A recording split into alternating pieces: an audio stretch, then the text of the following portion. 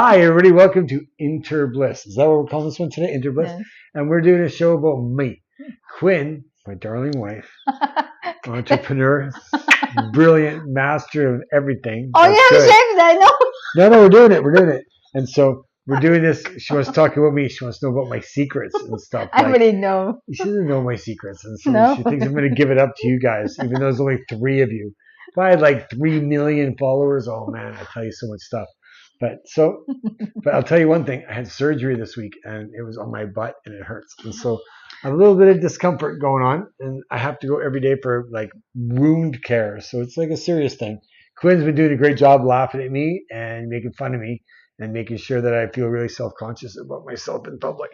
Right? So I do not. Yeah, he does so. But we've been having a good time with it. And so, but anyway, hi Quyn, how are you? Good. So what do you want to talk about today? I don't know. What do you want to talk about? Well, let's talk about so what was it like to let your wife hypnotize you for your before surgery and then after surgery? Oh, good. Yeah. What was challenging about it? That's a fun question. So yeah, before I had the surgery, Quyn offered to do hypnotherapy for me at nighttime, like when we were lying in bed, and it's supposed to be nice and calming and soothing, and it just really got my tension up, and it's not that, but it kind of activates me. I can't relax for hypnotherapy. I have a hard time relaxing and giving up. It's not control, because I know hypnotherapy, I'm not giving up control of anything, but I don't know. I just have a hard time accepting people's help. Right. Especially something like that. Like it's just like a real unconditional giving thing by you. And I have a hard time accepting that sometimes. Hard time imagining Quyn being unconditional to us. Okay, how about this morning? So before the procedure, so every day he has to go for the procedure of, wound care. And so lots of pain. So I shouldn't say it. I make it sound so bad. I mean, it hurts. But it only hurts for a couple of seconds, but the anticipation. It's a really intense, sharp. They have to take some packing out and put it back in, and it's okay. We don't have to be that graphic. Yeah, and it's really.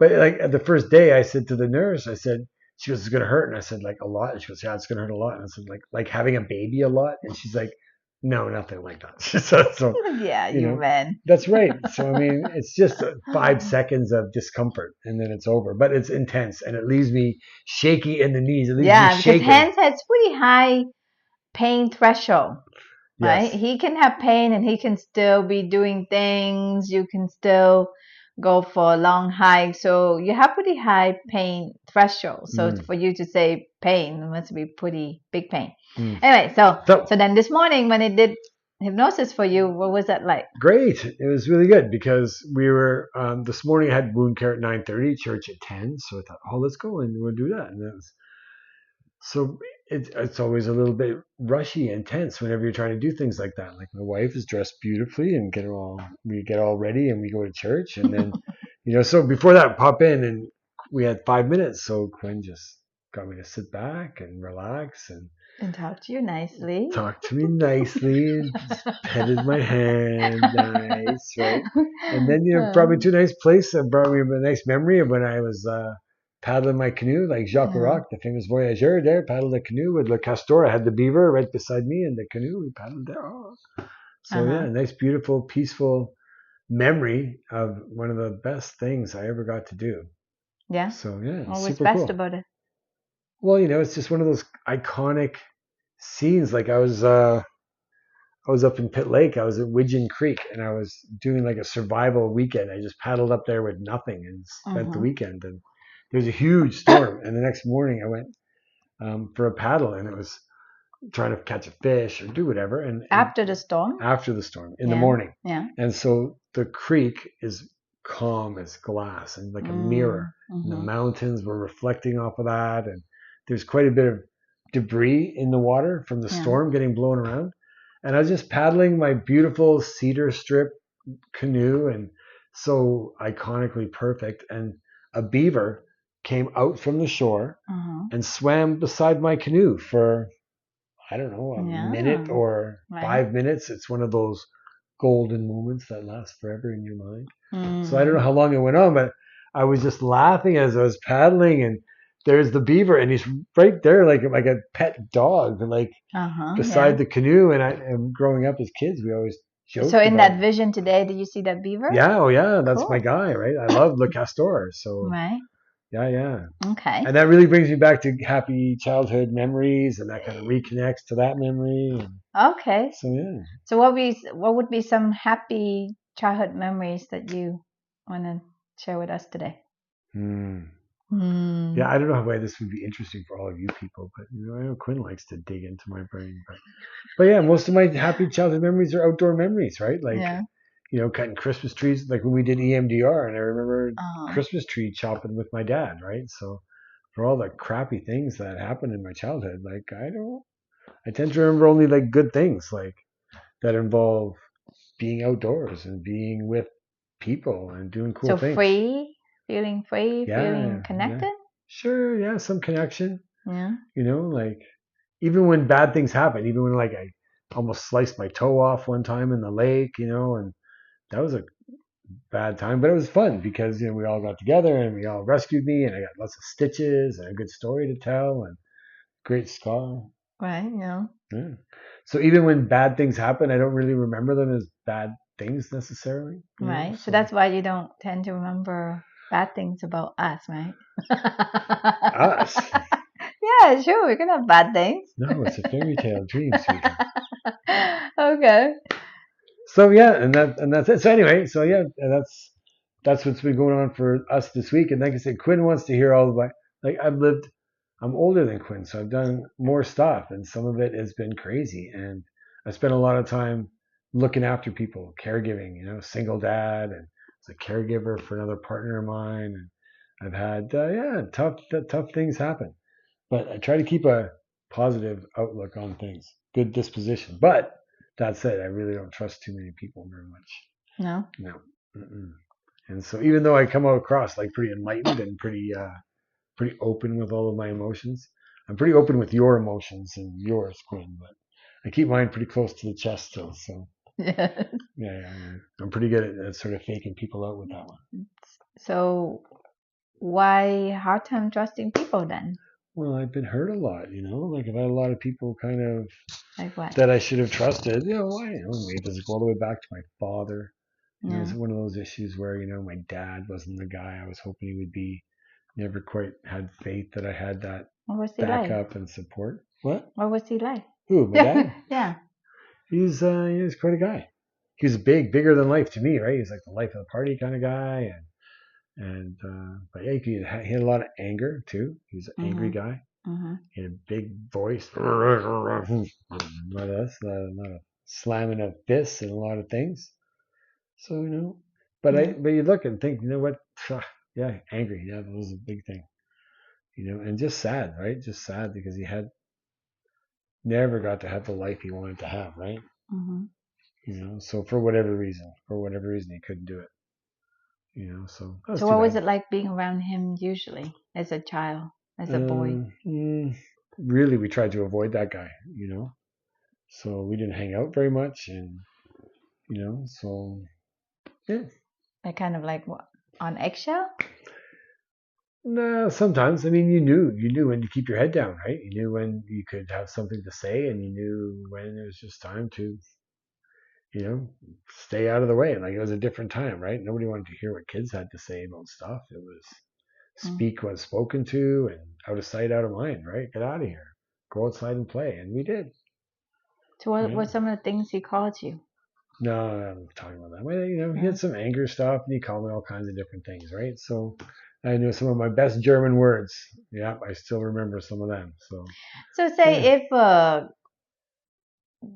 dad listening to So say if a dad listening to this and the dad might have anger issues, what would you say, like don't take it out on your kid, man.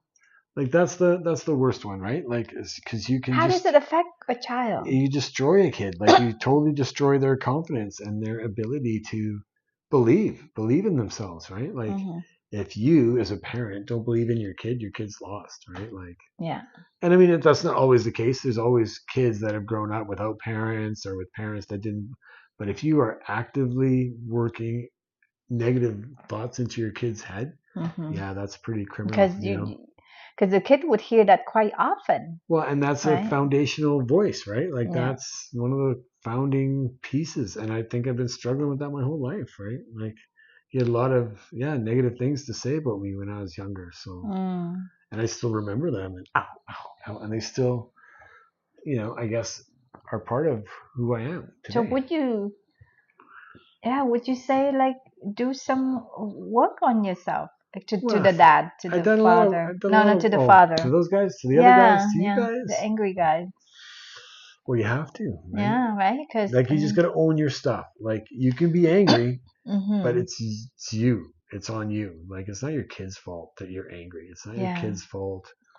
They got a C plus instead of an A, and so you're gonna be some kind of big mean jerk like this. Yeah, and can you imagine, like as an adult, someone angry at you, you can kind of brush it off, or you can kind of, externalize that and see that that's the guy's problem. But when you're a child, your parents like your center. And they also kind of helpless. They're dependent on the parent. So then when the parent is angry or saying mean things a lot of the time. Or just withholding things, right? Like withholding love or withholding, praise or affection or respect. It's just... It affects them a lot. Because as adults, hopefully we have some coping skills. We have other things to focus on, like friends, career, romance, hobbies, right? Kids, you have way more limited things to focus on. That's right. The family is the center, or school is the center. Yeah, pretty small world for a kid. Or, and then so if they don't feel good at home, then where would they feel good? With peers. And so then peers, if good peers, then it's good. But if peers are not good, but they rather go with peers because at least there's no power dynamic there. Or less of one for sure. Yeah. There they got a chance. So yeah, so there's always that. So then what about like children of angry parents? Like, so with your journey, what would you say things that can help for people like that? Yeah. For the kid growing up. Okay. That's a tough one, man. You got to keep your head down. Like it's hard because when people are around you are angry, and they're going to take it out on you. It's just because you're the weakest one, and they know you're going to come back for more. So it's hard. You can't, as a child, you can't abandon your parents, no matter what they do. So, but as adults, though, like how do you? You got to forgive them. Like for my dad, like it was interesting because it was my granddad, like who didn't like my father at all. Like I thought, for sure, when I complained to him as a teenager, he'd be on my side and we'd gang up and say what a jerk my dad was. But, he reminded me, like, my dad never knew his own father, right? Lost him in the war, like Germans. So he lost him in World War II. That's how old it all is. But it goes back like that, My dad never had a dad, so no one taught him how to be a good guy or a bad guy or in any way a father figure. Right. He just got orphaned and auctioned and sent to work camps and just got used and beat. So by the time he ended up being a father, like he was doing his best. He was trying to keep up. The hippie 60s, the Beatles, all that stuff, and he didn't have a chance. So some people who have angry parents, they then later on become angry parents themselves. You become the opposite. Like, I see your son always, I love you, Dad. You guys talk. He would talk to you about good things, bad things. Like it's just a very secure kind of attachment. Always. Like I've known you for almost 12 years. Right? Never seen you guys have disrespectful conversations. So how do you decide to break from that pattern? Well, just like you said, you just got to make a conscious decision to be the person you want to be. So I didn't like the way I spent my childhood like that, and my dad never came to any events. My dad never did, came to the play, came to this awards or Yeah, anything. you were So very involved when Nick was young, yeah, right? for sure. So, and I made a decision that's what I was going to do. And it cost me money wise, career wise, whatever. It didn't matter, right? I had one chance to be a parent. And so I wanted to really enjoy it and make the most of it. So I put a lot of work into that. I had a lot of fun with it too. So, Mm-hmm. Yeah, so it was a conscious decision to change the pattern, but you also make it so that it's fun, meaningful for you too, not just for trying sure, to be a right? good dad. Well, because every generation you want it to be better, you want it to be richer, you want it to be smarter, you want it to be more successful, whatever that means to you, right? So sorry, success right now is comfort. Yes. Yeah. You gonna make it? Sure. Yeah, still in the picture. But it's interesting. Yeah, it's interesting though, right? Like I've seen some people continue to become the angry parent. No, for sure, and I see it We too. won't So we won't mention names. no, but I mean, yeah, there's lots of angry people. They just got to get over their stuff. You got to forgive. You got to forgive the people that wronged you. You got to, move on. You can't let them keep on owning your space and, blaming other people. Oh, if that hadn't happened, I wouldn't have been angry. If that person would have been nicer, I wouldn't be angry. Yeah. Ah, Yeah, because at some just point you stop gotta being take angry. self-responsibility, Yep. right? Like, yes, Own your. whoever used to be mean to you, Yeah. but then now it's really up to you to Sure. carry that on or to And in some stop that. cases, that person who was mean to you has been dead for 30 years. So, let it go. Right? Right? Move on. Enjoy your life. But some Yeah. people hang on to stuff forever for Well, no because reason. ultimately, when you hang on, they say when you hang on to resentment or anger, it's like you drinking poison and expecting someone else to die. I guess so. Right? Because ultimately, you still give the other person power when you still angry, because you hold the anger in your body, in your mind, and in your heart. And so when there's so much anger in the heart, then the heart doesn't have a lot of room for joy and love. Well, there you go. Right? So, And that's why your heart has a lot of joy and love. That's right. I'm trying to keep that heart big. So yeah, that's it. So I try to stay positive and try to encourage people all the time. Yeah. That's right. This last couple of weeks, I've had troubles with my surgery. I've had troubles with my dental work where I used to put faith in these old grumpy old white guys, to do this stuff for me. And my dentist turned out to be not ideal, and I have to take out all of his work, and it's end up gonna wasting $10,000. But my new dentist is this super young Asian dentist. Asian, see, this She's is something super. about Asian. I know, right? Super young, super nice, right? And petite, don't forget. Super small. But man, she's excited to work on my teeth, and so Oh. we have to do a big procedure. And she says, "Oh, I'm gonna get this other dentist to assist." And I asked her, I said, "Are you gonna do it?" And I don't think she's ever done this kind of procedure, taking out the implants.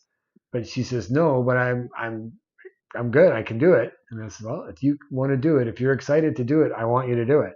And so, but if you're scared, get the other guy to do it, And so she's very excited to do it. So I'm glad she's doing it. Right. And it was the same with my surgery. I had a boil repaired by a grumpy old white guy doctor a couple of years ago, and it got reinfected, and it became a much bigger cyst and abscess. And that same grumpy old white guy was going to do it again. And what did he say? What did he say? Oh yeah, that's a tough spot. That's not gonna heal good. He had just a really negative look, right. and I was sad. I thought, oh, this really sucks. And then the intern doctor came in, young Sophie, Sophie Carr, Dr. Carr, and with her super bright eyes, and she said, "Oh, I'm here to assist." And I said, "All right, sister, you doing it?" And she goes, "Well, I was going to do it." And I said, "Perfect." I said, I want the knife in your hand. I want you to do it." I said, "Have a lot of enthusiasm, get in there and do a great job." And she looked at me kind of weird, like, And I said, no, you've got to Probably learn. at first she was concerned that you wouldn't trust Or her. maybe she thought I was super high and that she shouldn't do surgery on me. Super high. But I said, No. I totally believe she's young and she's going to do a great job. I said, I feel like you're going to do a super good job. And it's going to be great surgery and you're going to really do it the way you want to do it and take your time. And even the aftercare nurse told me what a great big incision, how easy it is to keep clean and work on. So you're talking about this? Is this your way of avoiding talking about dificulty? This is how I get to look like I'm really open and aware and woke. But we're not talking about me. I know my husband. See, my ears are all red now with the sun behind. Burning red ears. That right now, what? My ears, the way I'm sitting, yes. My ears don't look like they're mine. They look like they're CGI ears. What do you mean? Yeah, they look like they're super red with the sun in behind them. They look like they're cartoon ears. They don't look like they're real. Wow, oh my God. That's crazy. Anyway, you want to sit on this side? No, I'm going to turn my head so it stops freaking me out. So Hans should tell us another kind of. This has been going on for 23 minutes. This is turning into an interrogation. No. My butt hurts. So I'm okay, going to give you another 3 minutes. Stop this here then. I'm going to give you another 3 minutes. Someday I'll tell you some more deep, dark secrets of my life. But life is good now. But here's the short story. So as a younger person, I was the victim of a lot of unhealthy anger.